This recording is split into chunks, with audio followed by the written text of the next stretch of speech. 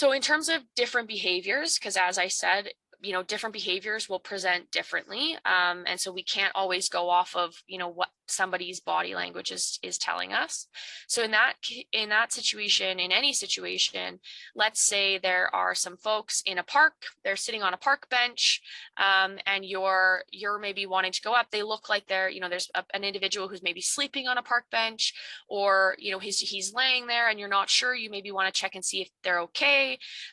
Or maybe, you need to ask them to leave the area because it's not safe where they are. So if we're to approach somebody, when we kind of get close enough, we want to create some distance. So we don't want to invade someone's space. We don't want to go right up to that person and get right in their face. We want to keep a distance, and we want to kind of call out to that individual, and not loud, not angrily. We want to set the tone for that interaction. So we don't want to match someone's energy. If someone's being really loud and rambunctious and they're being kind of aggressive, if we go in and we're really aggressive, that's going to escalate that situation, right? That's going to increase somebody's emotions, and we don't want to do that. We want to set the tone for that interaction, and then we want those individuals to match, right? We want to bring them down to our level. And so the best way to do that is not to sort of run up or, kind of call out to them, yelling, because that's going to startle them. We want to be casual and friendly when we talk about it. Hello, like, how's it going? Or is everything okay? Is there something I can do for you? We want to start our interactions in that way so that they know that we're there sort of as an ally. We're there as a friend. We're not there to confront them or tell them that they're doing something wrong. And 90% of the time, somebody is going to react better if we approach them in a friendly way than if we approach them in an aggressive way, right? If somebody kind of comes up to you yelling and screaming and waving their hands at you and saying, you have to get out of here, right? That would startle anybody, right? And then we would be more likely to try to defend ourselves. So we want to avoid increasing the emotion of the situation. And so the way that we do that is setting the tone. We don't match energy, we set the tone. Is there something I can do for you? Or hi, my name's, Chandra, how are you doing today? Right? That sets the conversation off on a much more positive note, even if, your goal for the conversation is to ask that person to move along. You're more likely to get them to move along if you start from a more friendly approach. Okay. And then when we talk about interactions as well, we talk about trying to validate feelings for somebody. Sometimes when we approach somebody, so let's say we're approaching that individual kind of on the bench and we're saying, hey, how's it going today? My name's Chandra. Are you doing okay? We want to empathize with their situation. They might say, well, no, I'm having a bit of a bad night. And we say, oh, well, I'm sorry that to hear that. That sounds really rough.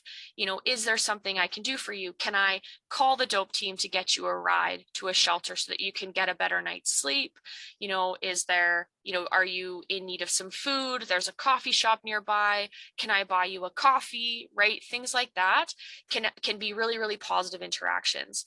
And we don't always, people who are on the street don't have other places to go typically, right? And we have to remember that.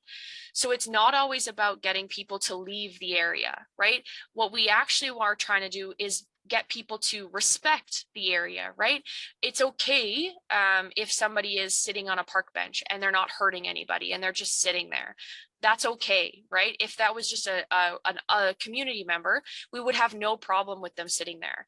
And so we want to apply that same idea to folks on the street. If they're just sitting in a group and talking with their friends and they're not hurting anybody, that's okay, right? We don't always need to get people to leave the area.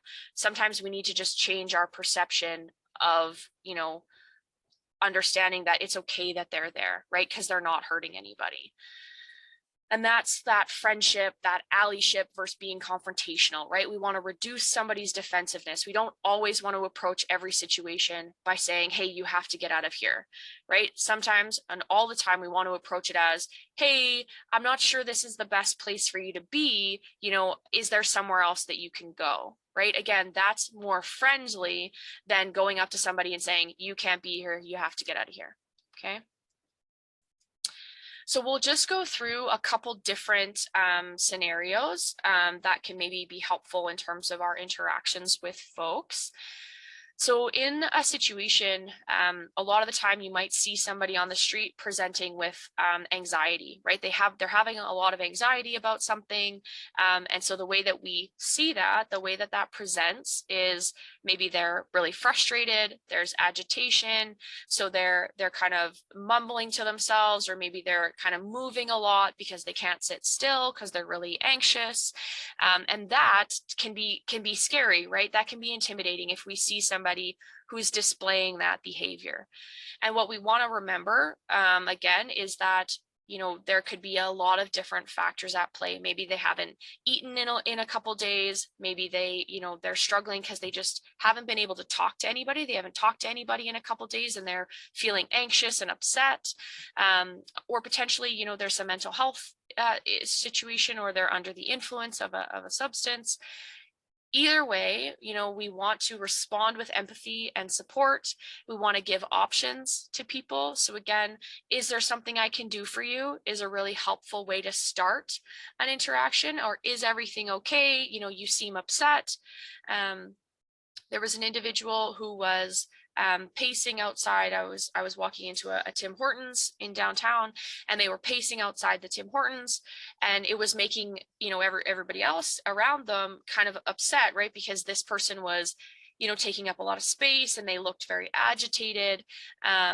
And so I sort of approached, and again, I approach with distance so that I don't get too close, and I set the tone. I don't want to match her anxiousness. So I, kind of call out, hey, you seem a bit upset. Is everything okay? And for this individual, she was upset because she had just fallen and her pants had gotten really muddy, and she was upset. She was saying, I need a place to wash my pants.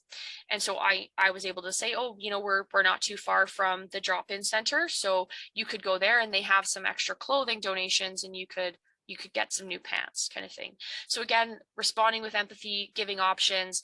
And in that situation, that individual was okay. Yeah, like I think I'll walk to the drop-in center, and I'll try to get some new pants, some pants that are clean.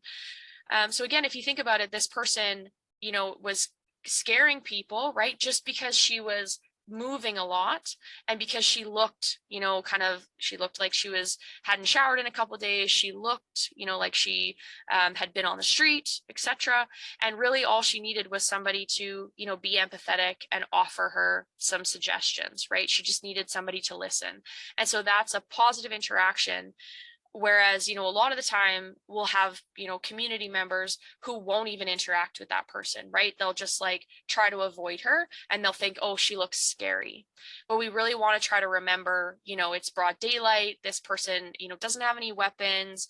And they look, sad, right? Like we want to try to have that compassion for people, as opposed to kind of coming from a place of fear.